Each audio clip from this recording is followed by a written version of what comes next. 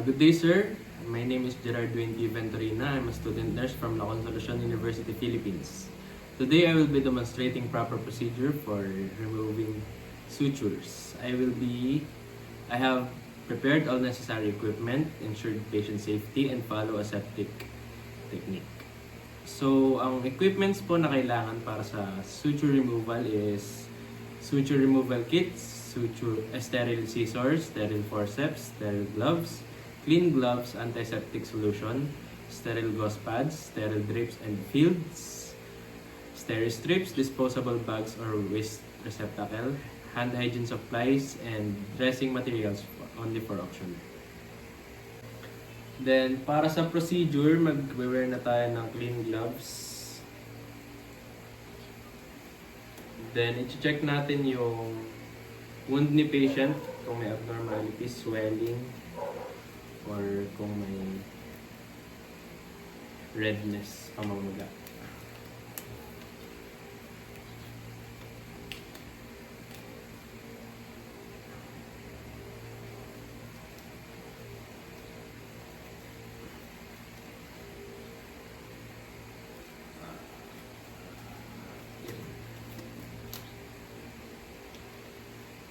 Then, i-check natin pagka tanggal ng dressing ni patient. Sir, tanggalin ko lang po. Angat ko lang po ng konti.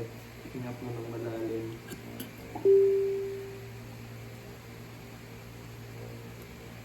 Then, discard na po natin yung sa waste receptacle.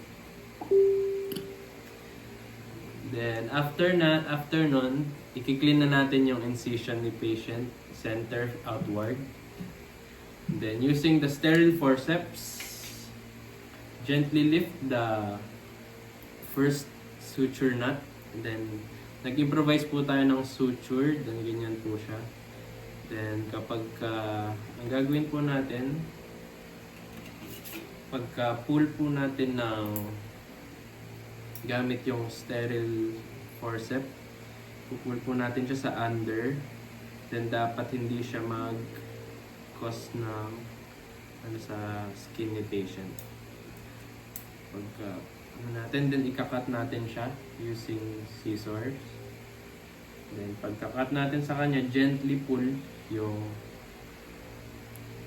ni patient. Gently. Then ilalagay natin sa gauze pad. Then after natin malagay sa gauze pad, lagay tayo ng sterile strips. Dapat lagi may nakahandang sterile strips.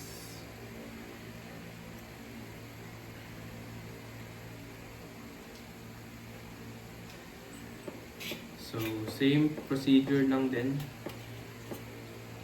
Lift natin sa ilalim. And then cut. Then gently pull. Then lagay ulit sa gauze pad.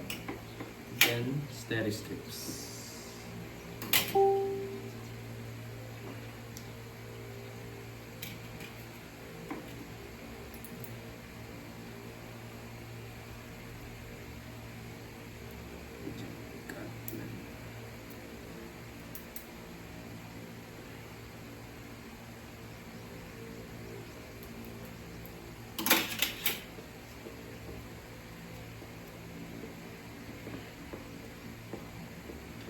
Then, lagay na natin sa gauze pad yung tatlong suture ni patient.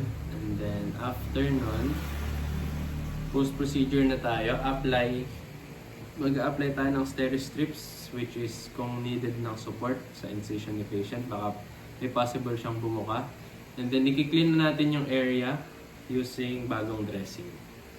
Light dressing.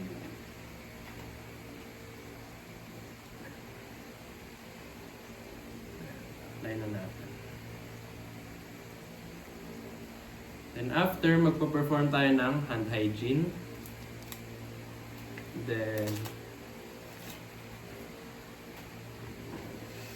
i-document natin yung procedure including